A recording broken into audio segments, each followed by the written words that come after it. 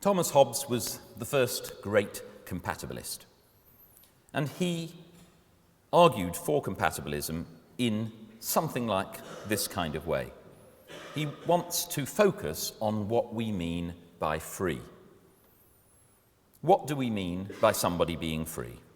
Well, liberty or freedom signifieth properly the absence of opposition. By opposition, I mean external impediments of motion. A free man is he that in those things which by his strength and wit he is able to do, is not hindered to do what he has a will to. And you can see that's a very commonsensical definition of freedom. The kind of notion that might match up to how we use the word in ordinary life. I freely chose it. Nothing hindered me from doing what I wanted to do. And you can see that if you define freedom in that way, it's entirely compatible with determinism. Not being hindered to do what I choose to do in no way is interrupted by the fact that I am causally determined. The fact that I'm causally determined to choose as I do, to reason as I do, doesn't in any way mean that I can't do what I choose. So we end up with a compatibilist position. Now, an argument that's very commonly used to support compatibilism, people like Hobbes, but also people like Mae'r use this.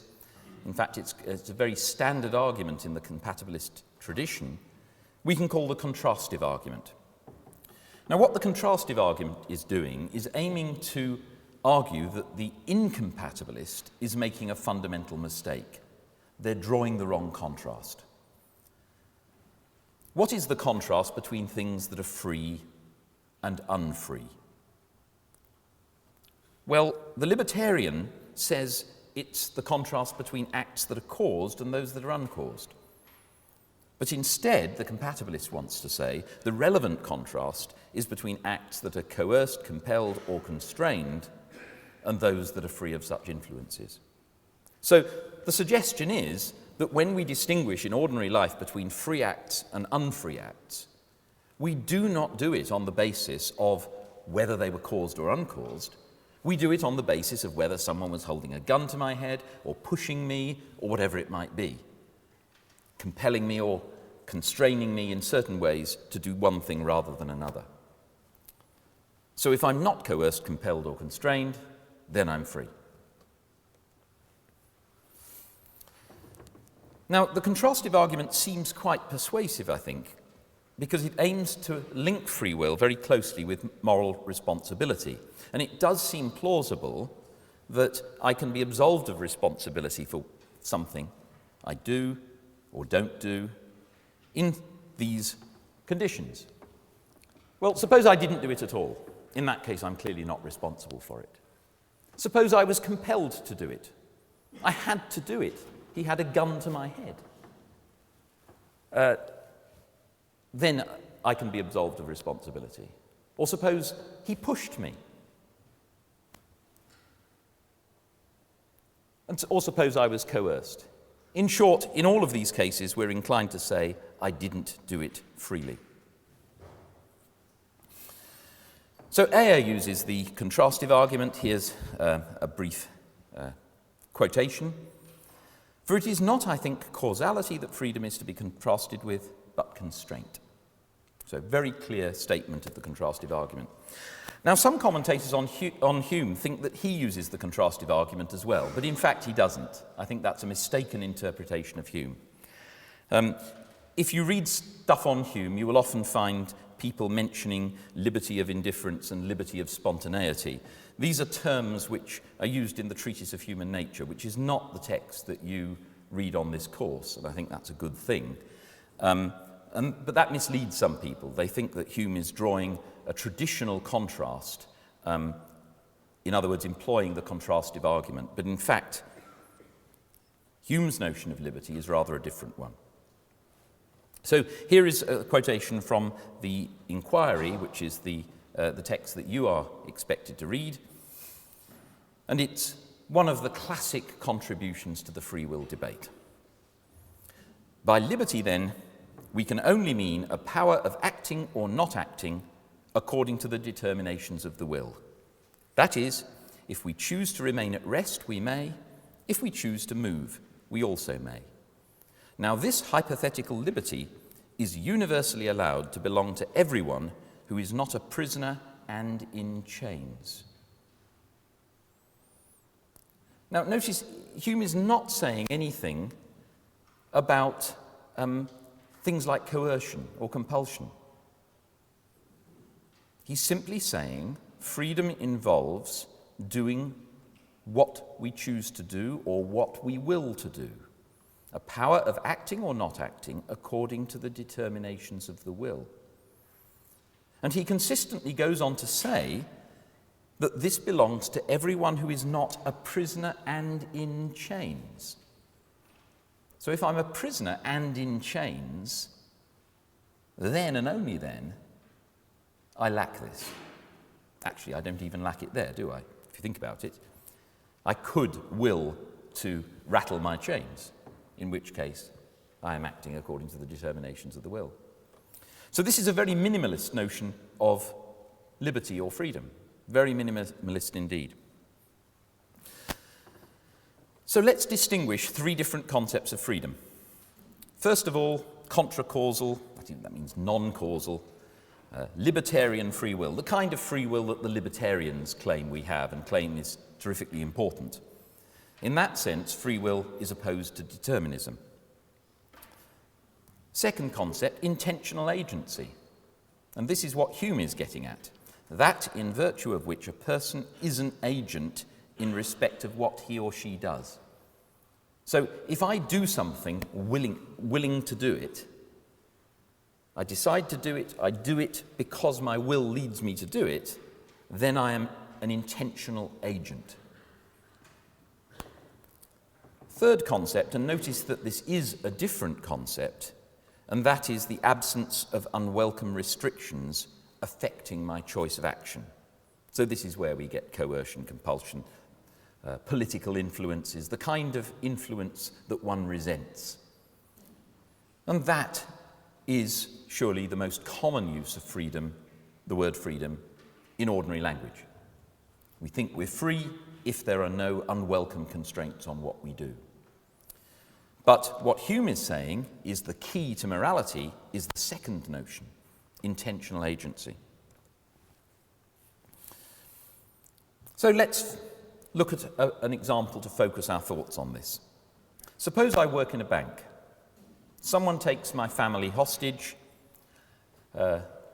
comes to the bank, has photographs of my family locked up with brutal thugs around them, maybe gives me a mobile phone on which I can speak to my wife and she confirms, yes, they are being held, etc.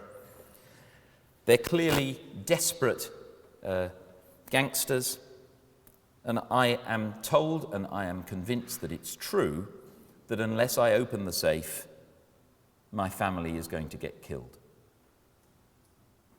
What do I do?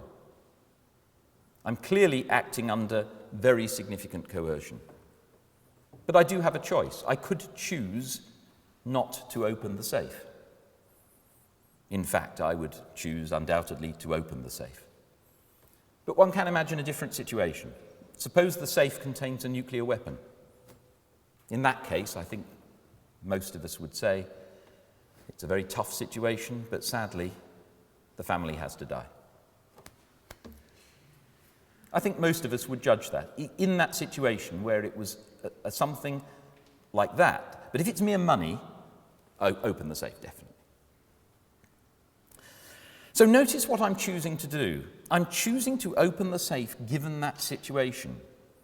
Now that's a different choice from the case where somebody comes in, they're not armed, they haven't got my family hostage, and they say, open the safe or I'll beat you up. That's a very different choice. And I think in that case, my decision would be quite different.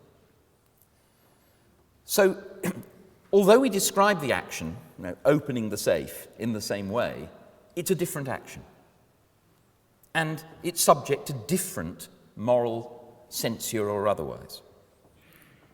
I want to say, in the case where I open the safe because my family is threatened, I am morally responsible for what I do. But I'm not guilty because what I did was the right thing. It was the right thing to open the safe in those circumstances. It was the right thing to save my family. I would not judge a bank employee worse for doing that. I would think of him as an object of pity rather than blame for having been put in that awful situation. So in that situation where we do not hold that person responsible for what they do, or at least we do not blame them, notice, you don't have to say it's because it wasn't a responsible act. You can simply say it wasn't a blameworthy act. So again, let's contrast 4 different situations in which I could leave a lecture. First of all, I don't know, because of some student prank or whatever, people come into the lecture, they bind me hand and foot, and they carry me out. I'm not trying to put ideas into your head. Well, in that case, I'm like Hume's prisoner and in chains. My leaving the lecture is something entirely beyond my power. Second case, somebody comes into the lecture waving a gun, tells me to leave the lecture straight away or they'll shoot me. Obviously, I leave. Third case, I come, stand here, see you all there, and suddenly I feel frightened, have a panic, and I run out. Can't control myself. Fourth case, I feel the lecture isn't going terribly well, so I pretend that I'm ill. Oh, dear, got to leave, excuse me. So, 4 different ways to leave a lecture. Now notice that one's assessment of these is completely different. In the first case, where I'm bound and carried out of the lecture, my leaving the lecture is not an action of mine. You can say that I leave the lecture, but in a sense, I don't leave the lecture. It's something done to me, not something I do. I'm not an intentional agent, so I'm not to blame. In the second case, where I'm threatened with a gun, I leave of my own choice. I do have the choice to stand here and risk getting shot, but I take the choice to walk out. I'm not blameworthy for doing so. None of you would say, oh, Milliken's awful, he abandoned the lecture. You would say, poor Milliken, fancy being threatened with a gun. It's the right thing to leave. So you don't have to absolve me of responsibility. You don't have to say I'm not responsible. You can simply say, yes, you are responsible and you did the right thing. The third case, that's the one where I have the blind panic, I have arguably done something wrong. I've abandoned a lecture that I should have been giving. But there are mitigating circumstances. The mitigation is that I had a blind panic. So you might say that I'm not blameworthy. But it's not because I haven't done something wrong, it's because there are mitigating factors. And notice that that is a different case from the second one. The fourth case is where I deliberately calculate to leave the lecture, I pretend I'm ill, I've done something wrong, I'm blameworthy.